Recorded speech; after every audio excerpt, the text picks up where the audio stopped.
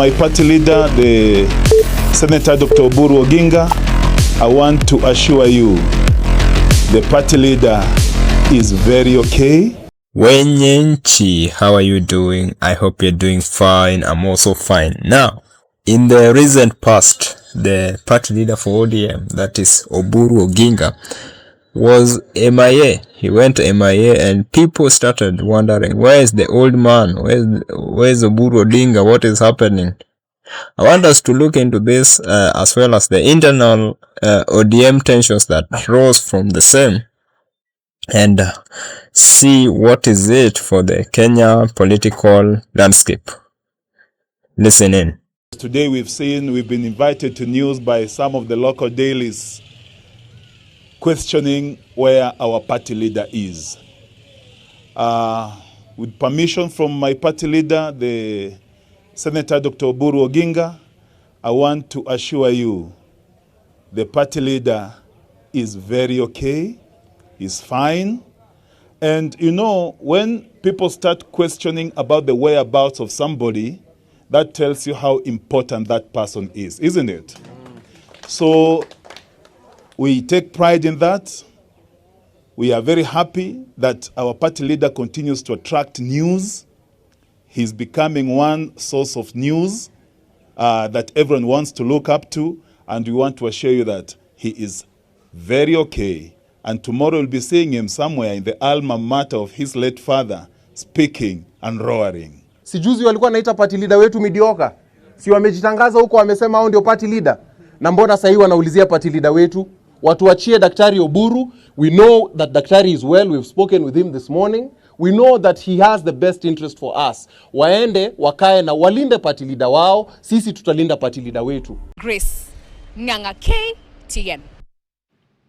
To politics now, a section of ODM party members have been questioning the continued absence of the party leader, Dr. Oburu Oginga, even as he resurfaced today on social media assuring all is well. The party, whose norm has been vibrancy and unmatched energy, appears to have slowed down, and even so its former leaders, who are now serving in President William Ruto's cabinet, come back to attend the party retreat in Mombasa in what is seen as steadying the ship. Alan Ochanda reports. ODM leader Dr. Oburu Oginga's silence has been too loud, and a section of members are questioning, especially after missing out on key party functions. The last time Oburu was seen publicly was during the party's National Youth League convention on 20th of last month. Kileleshwa MCA Robert Alai now amplifying the murmurs by party members, calling for the search of a standby party leader to steer the party in case Oburu is unable. He says a new party leader should be groomed in earnest, or else fold the outfit and have a new one. We lost our leader.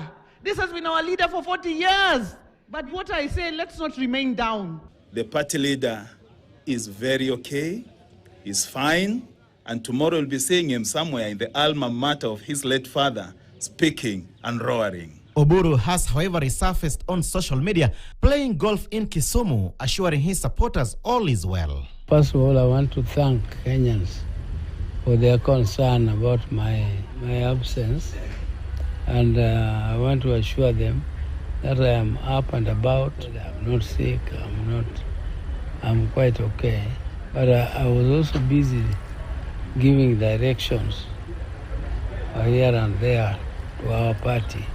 Before the passing on of Raila Odinga, the party seconded 4 of its former leaders to President William Ruto's cabinet. Their appearance during the party 3-day retreat in Mombasa this week was telling, with political observers saying it might be to steady the party in the absence of Oburu. Don't you think I want to be the party leader? Ujui kanataka kuwa party leader? Sinataka hata mimi. Sinataka mimi. Sinatosha mimi. Kwa mimi siwezi mimi. These ODM experts, straddling this very delicate balance between ensuring that this regime articulates the 10-point agenda and fulfills everything in the 10-point agenda to the hilt, but then secondly, ensure that the party that gave them the opportunity to be in cabinet is strong enough to support President William Ruto's re-election bid, so that in the next dispensation, they also have the opportunity of being part of the government. Since the disintegration of the party that birthed Linda Mwananchi and Linda Ground factions, supporters too appear divided, and the olive branch extended to Linda Mwananchi group may be aimed at ensuring their solidity when negotiating with the UDA side. Not only for those ones who happen to be not with us now, any other person who has the like mind, like in ODM, we're welcoming them. I want to tell you my people, hiyo chama hakuna chama utaona kwa ballot inaitwa ODM. Kama Ruto aliambia Uhuru Kenyatta akiwa na TNA afunge chama yake akiwa president, na Uhuru Kenyatta akafunga akatengeneza chama inaitwa Jubilee, itakuwa Oburu ambaye anazeeka. Na atamwambia afunge hiyo chama. Si mmeona vile wanaelekea? Si wanaenda kufunga chama. A weak ODM cannot serve the interest of the broad-based government. So from where I sit, I think these experts have been given the political leeway to go back, strengthen ODM, do everything to show that ODM is united. With less than 15 months to the next elections, it remains to be seen which way the two ODM factions will chat. Alan Ochanda, KTN. Kama kawaida, tuanze na ka story. Now, there was a rich old landlord who owned a huge apartment building. Now, officially, he was still the owner, but slowly tenants noticed something strange. The caretaker was now making decisions. The accountant was issuing instructions. The security guy was deciding who enters and who leaves. Meanwhile, the old landlord, people only saw him occasionally. One day at the club, another day at the golf course, another day waving from the balcony. And that's when whispers began. Wait, nani anaendesha hii building kweli? Ladies and gentlemen, that is exactly what is happening inside ODM right now.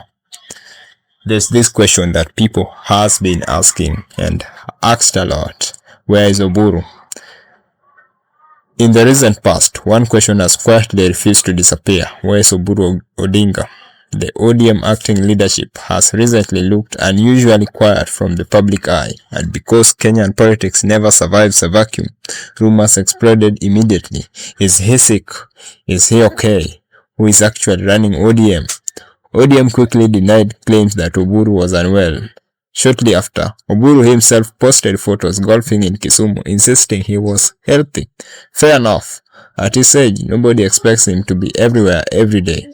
But politically, the damage had already been done, because absence in politics creates something very dangerous: speculation. The bigger question nobody wants to ask. Let's go deeper. Was Oburu chosen because he was the strongest active political mobilizer, or was he chosen because he was the safest transitional figure? That is the uncomfortable question now floating quietly inside ODM corridors. Why Oburu was politically convenient? Let's be honest. After Raila Odinga died, the party faced a serious problem. Who takes over without causing civil war? Because ODM is full of heavyweights: John Mbadi, Gladys Wanga, Hassan Joe, James Rango, Edwin Sifuna. If any one of them was given full control immediately, ODM would explode by evening. So what do parties do in moments like that?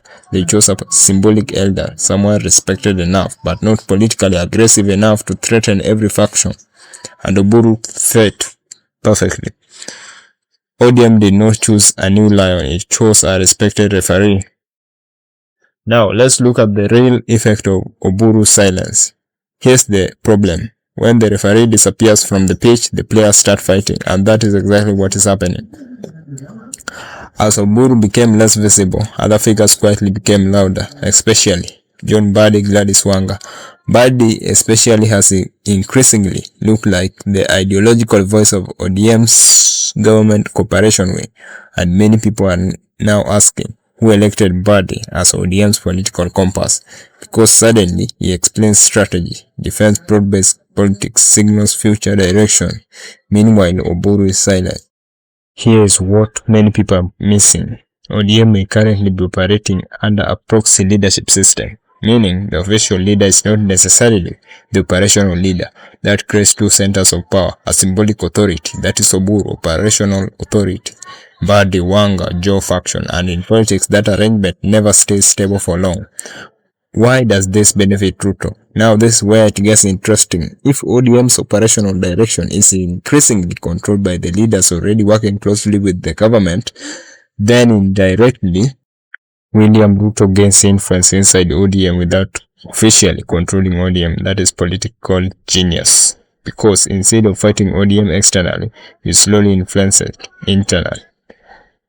The third-party control theory. Look carefully at what has happened over the last months. ODM softened towards government. Some ODM leaders became defenders of state policy. Anti-government ODM voices became isolated. Broad-based politics expanded, and now the most vocal operational voices are leaders closer to the government cooperation. Coincidence? Maybe, but politically, that's very convenient arrangement for State House. This is what hurts ODM supporters. For years, ODM was seen as energetic, rebellious, emotionally connected to the streets. Now, many supporters feel like the soul of the movement is fading into boardroom politics. That's why movements like Linda Mwananchi gain traction, because people were looking for resistance energy again. Meanwhile, Robert Talai says the quiet part loudly. When Robert Talai publicly hinted at grooming a new leader, that was not random tweeting. That was acknowledgement that succession anxiety is now open. And once party members begin publicly discussing replacement, just know the internal tension is already serious. ODM may be entering the same dangerous phase that many liberation-style parties enter after a dominant founder steps back. The party survives structurally but loses ideological clarity because ODM's identity for years was emotionally tied to one central figure. Without that center, different factions now want ODM to become different things: government-friendly machine, resistance movement, succession vehicle, regional bargaining tool, and that confusion is extremely dangerous before 2027. The question is no longer where is Oburu. The real question is who is running ODM while Oburu is away. Because in politics, power never stays vacant. If one person becomes silent, someone else quietly starts giving orders, and by the time people notice, the party has already changed. If you want deep, brutal, honest Kenyan political analysis, subscribe to HiiStory. Because here, we don't just discuss politics, we expose the invisible power shifts happening behind the curtains. Bye.